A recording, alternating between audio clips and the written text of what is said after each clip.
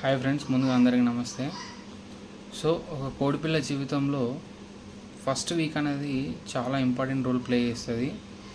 చాలా కోడిపిల్లలు కూడా ఈ ఫస్ట్ వీక్ చనిపోతూ ఉంటాయి. సో ఈ ఫస్ట్ ఒక 7 days అనేటిని వాటిని చాలా కేర్గా చూసుకోవాలి.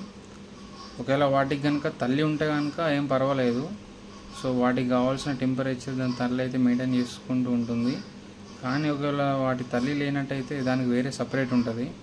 సో నేను ఈ వీడియోలో ఏం చెప్తానంటే, ఫస్ట్ డే కోడిపిల్ల పుట్టిన ఫస్ట్ డే మనం ఎలాంటి ప్రికాషన్ తీసుకోవాలి, వాటికి ఎలాంటి ఫుడ్ ఇవ్వాలి అండ్ వాటికి వాటర్ ఎలా ఇవ్వాలి, ఈ వీడియోలో మనం తెలుసుకుందాం. సో వీడియోని ఎక్కడ కూడా స్కిప్ చేయకుండా చూడండి.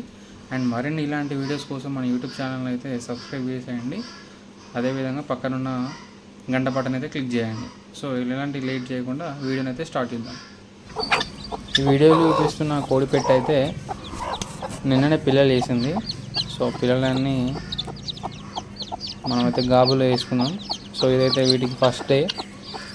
సో వీటికి నేను ఏం పెడతానో వీడియోలో చూడండి. ముందుగా అన్నీ అయితే గాబులో వేసుకుందాం. ఓకే, తర్వాత ఒక కటోరలో కొంచెం పసుపు తీసుకోండి, లైట్గా తీసుకొని వాటర్ అయితే యాడ్ చేయండి. సో కోడి పిల్లలకైతే ఫస్ట్ మనం పసుపు కలిపిన వాటర్ అయితే పెట్టాలి. సో వాటికైతే ఇమ్యూనిటీ పవర్ పెరుగుతుంది. అదేవిధంగా కొంచెం వాటి యొక్క ఎనర్జీని బూస్ట్ చేస్తుంది, ఇమ్యూనిటీ పవర్ని. పసుపు అనే కాదు, పసుపు కానీ లేకపోతే బెల్లం వాటర్ కూడా ఇచ్చుకోవచ్చు. అదేవిధంగా కోడి పిల్లలకు ఫస్ట్ డే ఫీడ్ ఏమి ఇవ్వాలంటే, సన్నగా నూకలు ఉంటాయి కదా, నూకలే తీయచ్చు. ఒక 7 days వరకు కూడా నూకలు అనేది ఇవ్వాలి మనము, ఎందుకంటే అవి నూకలు మాత్రం తినగలుగుతాయి.